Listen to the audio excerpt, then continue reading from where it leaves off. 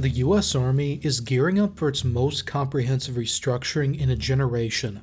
At the center of it is a return to divisions as real combat units. This is a direct response to large-scale threats, namely Russia and China. To that end, the Army released 5 division templates to be implemented around 2028 to 2030. The Light, Airborne, Air Assault, Heavy, and Penetration divisions. In this episode, we're going to cover why the Army is moving back to divisions as the main unit, every aspect of the armored divisions, which are sort of the crown jewel of the whole reorganization, and their specific roles and rationale. The first question we must address is why the Army is moving back to divisions.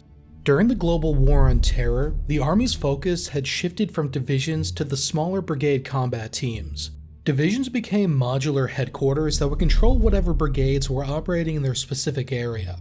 For example, in 2009, Multinational Division Baghdad was led by the 1st Cavalry Division's HQ, but it had brigade combat teams or BCTs from 4 different divisions, plus an independent BCT. Meanwhile, 2 of the 1st Cavalry's own BCTs were under the 25th Infantry Division's command. This model was brigade-centric. The brigade combat teams were the largest permanently resourced combined arms units that would carry out tactical tasks. During Iraq and Afghanistan, divisions and corps were at the operational and sometimes even strategic levels of war. But for general war against an advanced state, the Army foresees division-centric operations as the way forward. Permanent divisions will act as tactical units that accomplish tasks for the corps. This is necessary for large-scale combat operations for a few reasons. There's just an enormous amount of scale that brigades can't coordinate on their own. With dispersed counterinsurgencies, the divisions can generally direct the operational environment, while brigades or even battalions operate semi-autonomously very far away from each other. But when maneuvering against a larger enemy force, the tactical situation has to be closely directed by an echelon above brigade, and supporting elements have to be deployed in a way that takes into account the bigger picture. Divisions can weight the main effort, which means concentrating certain brigades at the most decisive point and giving them more resources. The corps echelon is necessary for shaping the deep fight, which basically means hitting the enemy's artillery, air defense systems, electronic warfare assets, logistics, and command posts deep in the rear to give divisions the opportunity to maneuver. And then organizing those divisions on specific structures allows units to be better aligned to certain tasks. Yeah, the 1st Cavalry Division has 3 armored BCTs, but just having the heaviest collection of brigades on paper doesn't necessarily make it ready for a large-scale war. There needs to be the resources, training, and planning to fight in that way. But how will the Heavy and Penetration divisions fit into this framework? To simplify it, Heavy divisions maneuver so the enemy is forced to reveal their artillery, air defenses, and other capabilities. The Corps and Joint Force then suppress them with long-range artillery and air power, and the Pen divisions exploit that gap. Heavy divisions are meant to be able to maneuver independently so the enemy reacts, making them vulnerable to detection and targeting. The Army is investing heavily in missile artillery, including hypersonic missiles, to suppress these threats. This is the expressed purpose of the 5 future multi-domain task forces coordinated with the new theater-level fires commands. Only once this is done can the Penetration Division be committed. Penetration as a scheme of maneuver is not possible if the Corps hasn't done its job. This is what Army guys mean when they say set the conditions. It's for this reason that the new division organizations can't be viewed in isolation. The Corps and Joint levels, which include all branches of service, will be an integral part of success in large-scale conflicts. After breaking through, the Penetration Divisions maneuver in the enemy's rear. This splits the enemy force, allowing them to be defeated in detail, and causes them to reveal more of their artillery and air defenses, which accelerates their destruction. The reason why penetration or going straight through the front is the focus is mainly due to time. If time permitted and the conditions were right, the division could flank the enemy like any other unit. But if the Corps suppressed the enemy's artillery, electronic warfare assets, and air defenses in a specific area, under the Army's current thinking, it creates a closing window of opportunity to maneuver. Applied to Russian thinking, it takes away Russia's ability to turn a fight into an attritional artillery fight on their terms. It's assumed that an advanced enemy will be able to get those systems back up, so taking longer to be less risky may ultimately risk unacceptable casualties from artillery. Additionally, against enemies with advanced sensors and good situational awareness, it might be impossible to achieve the operational surprise necessary to make a flank worthwhile. But if a division culminates, meaning no longer able to advance after penetrating but before reaching their objective, they're very vulnerable to flank attacks and fires. Once the division has gotten into the enemy's rear, it can't lose momentum. This means that the Pen Division, in addition to lethality, armor protection, and all that, needs more robust logistics to keep supplied when lines of communication are stretched. The division also needs more engineering support on hand, so if they hit a river or unexpected complex obstacles, they don't have to wait around for core support. And that leads to our final question: how will the new organizations address these roles? There will be 3 penetration divisions: the active 1st Cavalry and 1st Armored Divisions under 3 Corps, and the National Guard 34th Infantry Division aligned to 5 Corps in Europe. The maneuver force of each division will be 3 permanent Armored Brigade combat teams, composed of Abrams tank companies and Bradley infantry companies. Although task organization could see up to 2 more brigades attached depending on the operation. The 3 Pen divisions will contain half of the Army's active ABCTs and 3/5 of the National Guards. Compared to today, the Armored Brigades will have some assets transferred to division. In Pen divisions, they'll keep their 3 Combined Arms Battalions, Engineer Battalion, and Brigade Support Battalion, but their self-propelled artillery battalion will be transferred to the Division Artillery. Their Brigade Cavalry Squadron, responsible for security and reconnaissance, will also be reduced to an armored cavalry troop, as the division-level cavalry squadron will be returning. A new addition will be a Robot Combat Vehicle Company, equipped with unmanned ground combat vehicles. If adopted, they'll likely provide security on the flanks of convoys and formations, scout high-risk areas without putting lives at risk, and provide limited direct fire support. DivCav, meanwhile, as the division's main reconnaissance and security body providing early warning for the main force, will have 3 armored cavalry troops. Each troop will have a headquarters section, 2 armored scout platoons with 6 Bradleys each, a motorized scout platoon, 2 tank platoons, a 2-tube 120mm mortar section, and a UAV team. The Brigade Cav troop will look similar, but it'll also have a chemical reconnaissance troop attached from the Brigade Engineer Battalion. The big change is the reintroduction of tanks into the same troops as the scouts, and doubling the amount of tanks involved. Also coming is the Cross-Domain Troop, which is functionally a headquarters section and 1 surveillance platoon manned by 15 series Aviation MOSs. This unit has been described by the 1st Cavalry Division commander as a landing place for new technologies in the division, with one example being drone swarms. The squadron will also have a habitual relationship with 1 or 2 troops of air cavalry helicopters in the Combat Aviation Brigade to extend their reach. Over at the Div Arty, their HQ is being worked back up to control the division's artillery battalions. 3 of the battalions will be equipped with M109 Paladin 155mm self-propelled cannons, providing direct support to maneuver brigades and the cavalry squadron. The point of centralizing them at division is to allow the division commander to concentrate fires where they're needed. If a brigade is not part of the main effort, they may not need 155mm supporting them all the time. There's an old saying that you should never keep artillery in reserve. It's a better use of resources to task Arty in support of brigades committed to the fight. The 4th Battalion, meanwhile, will be equipped with M1299 Extended Range Cannon Artillery, or ERCA, which will provide general support of the whole division thanks to its 70km range. The 1st Cavalry and 1st Armored will receive the first 2 active-duty ERCA battalions, and the current plan is for the 1st Cavalry to activate its ERCA battalion in 2025. Moving on, the Engineering Brigade will offer some unique capabilities to the Pen Division specifically, because no other division has it. They'll have 3 Engineer Battalions, which between them have 5 multi-role bridge companies, and 7 Armored Combat Engineer companies.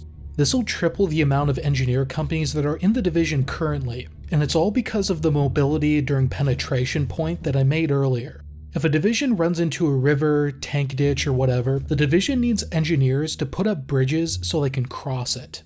As stated before, slowing down while conducting a penetration can cause the division to fail to reach its objective, so the rationale is divisions tailored to operating in the enemy's rear should have their own organic engineers to solve those problems without having to wait for core support.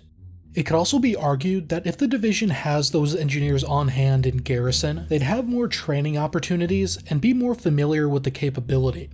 It's a trade-off that'll likely have to be weighed against the cost of manning all those engineers and depriving the Corps commander of the ability to task them as they see fit. The Protection Brigade, meanwhile, is responsible for security in the division's rear area.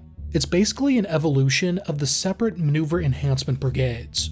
The units it has aren't radically different from the types of support units that were under divisions before 2005. They'll include an Engineer Battalion, Military Police Battalion, Short Range Air Defense Battalion, a Chemical Defense Battalion, and a Support Battalion to sustain them. If a combat support unit is attached to the division, like additional MPs or an aligned EOD battalion, they'd also likely come under this umbrella.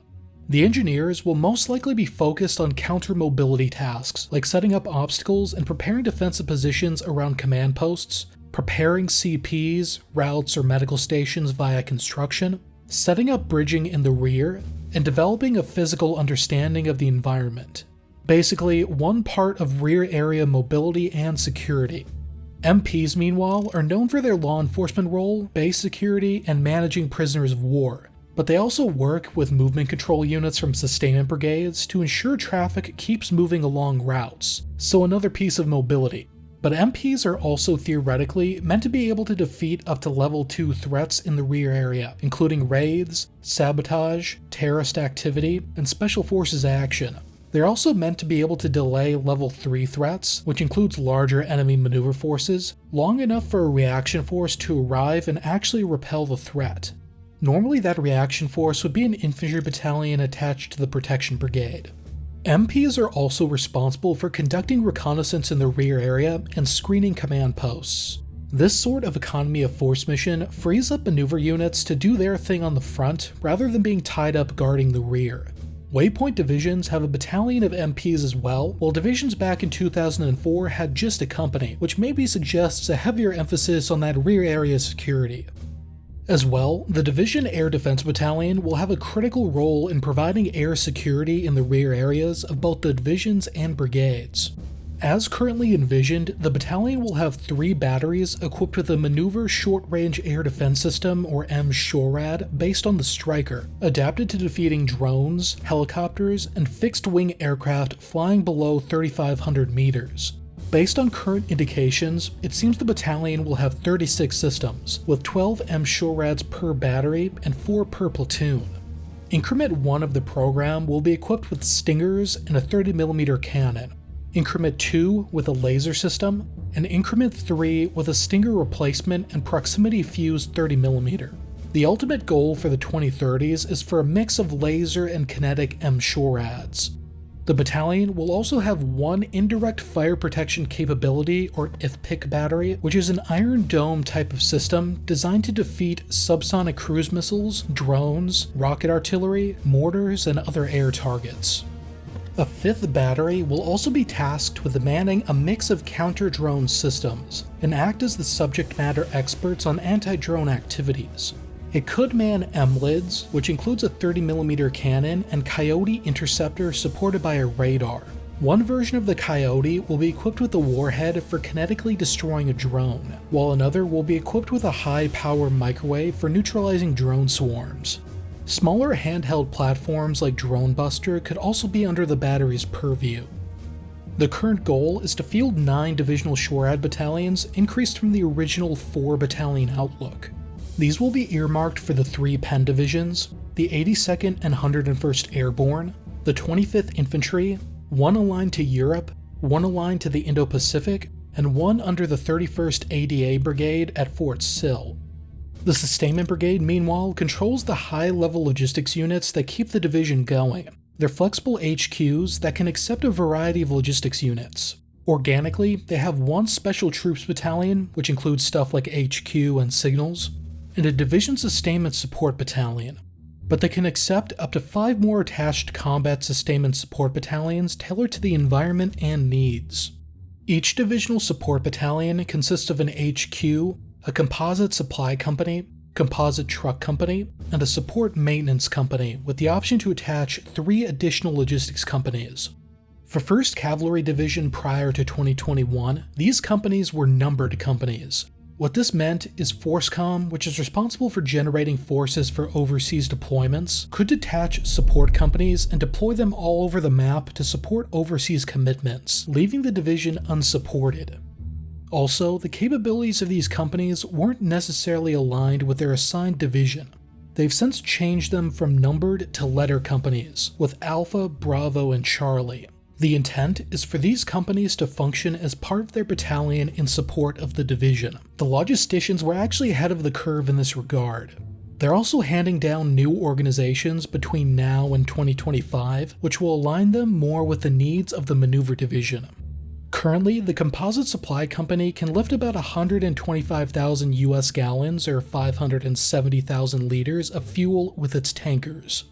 This is set to increase to 225,000 gallons or 1 million liters in the active component, excluding National Guard units. Fuel distribution capabilities degraded significantly during the global war on terror as the Army contracted a lot of its logistics out. Division fuel capabilities will now be brought up back to pre-BCT levels. Additionally, the battalion's maintenance company will be gaining 2 additional platoons to make it capable of maintaining Abrams main battle tanks and Bradley fighting vehicles, which it couldn't do before. Above division, 3 Corps, which will have both of the active duty Penn divisions, has reactivated the only active duty Petroleum support battalion. These units are critical in the fuel supply process, but they were all made part of the reserve component in 2012. It's likely another move to make the logistics chain more ready with a shorter workup time and less skill loss. Over in the Combat Aviation Brigade, there aren't that many drastic changes. They will be losing their General Support Aviation Battalion with its command and medevac Blackhawks and heavy lift Chinooks, so aviation can be bolstered in the 101st Airborne Division. They will maintain an attack battalion, attack recon squadron, and assault battalion, as well as a company of MQ-1C Grey Eagle drones. The attack and attack recon units are currently equipped with AH-64 Apaches, while assault battalions are Blackhawk equipped. Although the Army plans to cease production of both in the 2020s in favor of the 2 future vertical lift aircraft, the new platforms won't fully be in service until the 2030s. So that's the Penn Division, but what about the Heavy Division? Heavy divisions look a little less niche, based around 2 armored BCTs and 1 striker BCT. There are currently enough brigades to form 3 active duty heavy divisions and 1 National Guard heavy division before major reflagging. I don't know if they published a list yet, but the 1st and 4th Infantry Divisions under 3 Corps and the 3rd Infantry under the 18th Airborne Corps seem like prime targets in the active component. Artillery will still be moved to the division level, but not the cavalry. The brigades will still have their cavalry squadron, which could suggest a more independent or dispersed operations than in the Penn Division.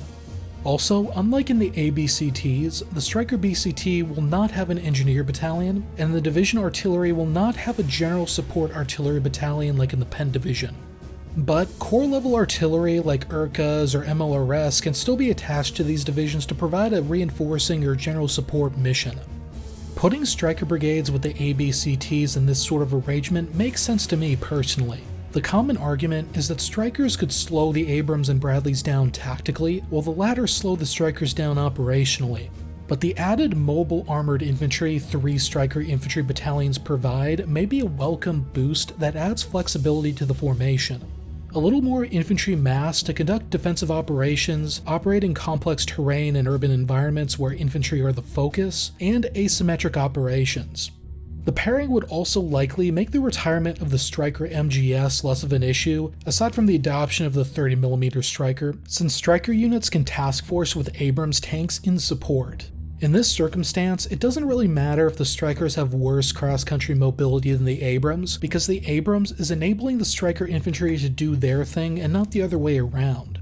The plentiful Bradleys and the armored BCTs precludes the need for Strikers to support fast-paced Abrams action. In smaller scale and less intense operations, brigades can also act independently under the division framework. They just need to be reinforced accordingly. This was what was done before the previously ad hoc brigade combat teams were made permanent.